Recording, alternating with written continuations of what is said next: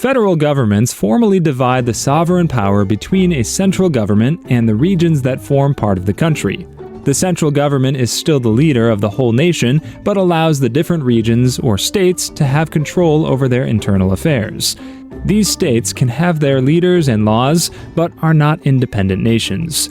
The reason why federalism wants to decentralize some of the functions of the government is to promote efficiency.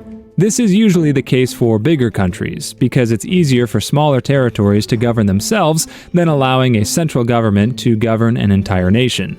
It's similar to how the head coach of a sports team needs to delegate roles to his assistant coaches. The assistant coaches have a sense of independence in their roles, but they are still under the overall leadership of the head coach. The most common example of a federal government is the United States of America, which is under the leadership of a president but has different state senators that manage their territories and constituents.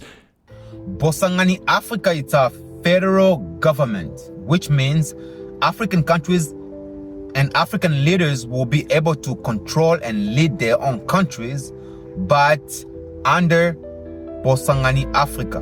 Bosangani Africa is just here to become the backbone of Africa, the backbone of the black people. When there's problem and there's crisis in Africa, Bosangani Africa is here to change and to help and to support and to remove every crisis and every obstacles that comes to Africans and in Africa. Bosangani Africa is here to unite African countries, networking with African countries by coming up with a single currency where trading amongst African countries will be easier. Bosangani Africa is here to industrialize cars in Africa so that we don't rely on foreigners to import cars from outsiders. There's many of broken and damaged cars from foreigners that's used and being imported in Africa for Africans to buy and use. Bosangani Africa will open plenty of industrialization in Africa, like car industrialization, metal industrialization. Africa is dirty. Let me tell you a story.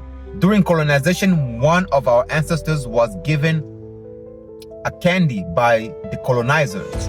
And he took that candy, he opened the plastic, and he threw the plastic down in the floor. To this day, the plastic is still there. It's still waiting for our ancestors to come and pick it up. There is generational of garbage in Africa. Bosangani Africa will manufacture garbage trucks that want to clean Africa, make a safe and a clean environment for the new young Africans. Environment